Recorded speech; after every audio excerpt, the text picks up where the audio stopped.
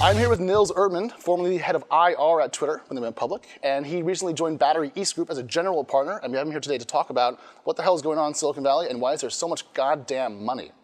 So Nils, welcome to the studio. Thank you. So why did you join Battery East Group? I mean, you could have gone to any other large firm, you could have retired. Why did you pick this job? I worked with Barrett and Battery East when I was at Twitter, and honestly, I thought that they had a lot of potential just as a firm in terms of what they were trying to do. The secondary markets were a place that essentially Twitter had had to dabble for a number of years prior to the IPO. How much money did Twitter do in the secondary markets overall? Twitter didn't do money in the secondary market. markets. Well, sure, but how much Twitter stock was sold in the secondary market? Probably over $1 billion worth of stock. And that's an abnormally high number. It depends on the size of the company. Okay. Yeah. Now, the secondary market itself, it's been, I think, growing over the last couple of years. Correct. How much has it been growing? Is it still growing at the same pace? Probably it's accelerated a bit. Given the number of companies that have decided that they are going to wait before going public, staying private for a longer period of time, a lot of those companies need to find liquidity programs for their employees that don't involve going public and doing an IPO.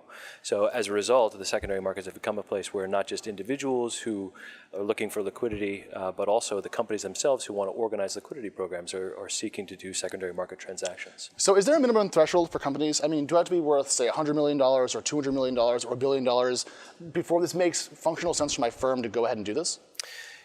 It's not a requirement that you be a certain size company, but certainly the larger companies, the ones that have been around longer, have more stock options that have vested over time. They've had a series of financing that have taken place. So if I'm only 2 years old, my employees haven't vested yet, so why would they want to cash out some of their shares? Correct. Okay, that makes sense. Yeah.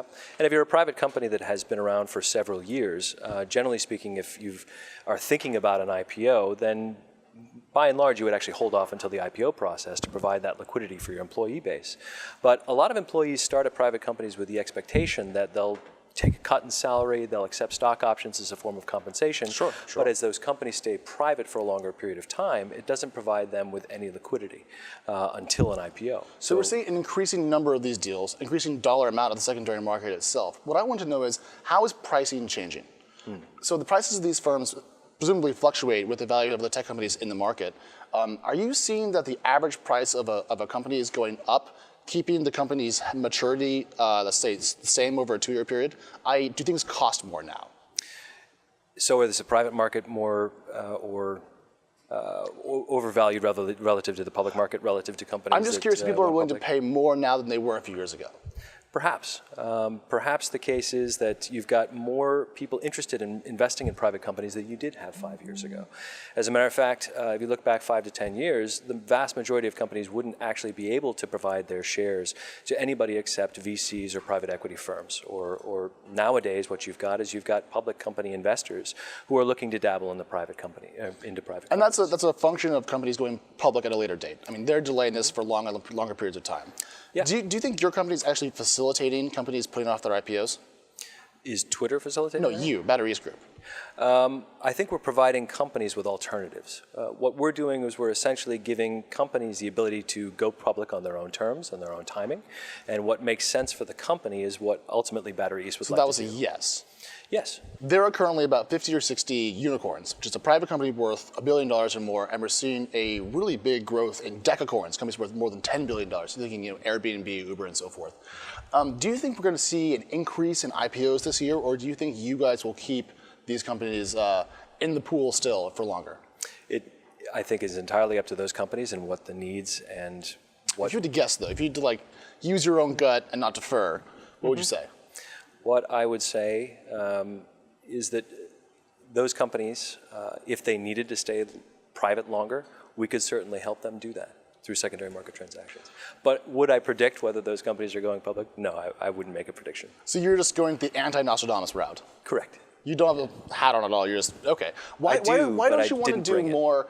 I'm curious, you're very conservative in that regard. Why not stand out and say something? Why not say I think 3 this year? Why not say 10? Why not say 20? Well, what I want to know is what's your best guess? Because you have a pretty good pulse right now in the secondary market, and you know who wants to go out and who doesn't want to go out. Because presumably, if I'm going to IPO, I'm going to delay any secondary because that could get a little messy before the IPO. Not necessarily. Okay. You wouldn't necessarily want to delay a secondary for the sake of an IPO. You would basically look at the options so far as what a secondary could provide, what are the needs as far as those early stage employees and the types of liquidity and the timing of liquidity that they need. As a company, you'd look at the fair market value of the stock as well and make the determination as to whether that's going to be influenced at all by these secondary transactions. And those things would factor into your thinking so far as an IPO and the IPO timing. So basically, if a company does a secondary, that does not mean they're not going to go public soon. Correct. So it's not a signal at all when it comes to an IPO. Not necessarily. But could it be? It could. And what would that look like?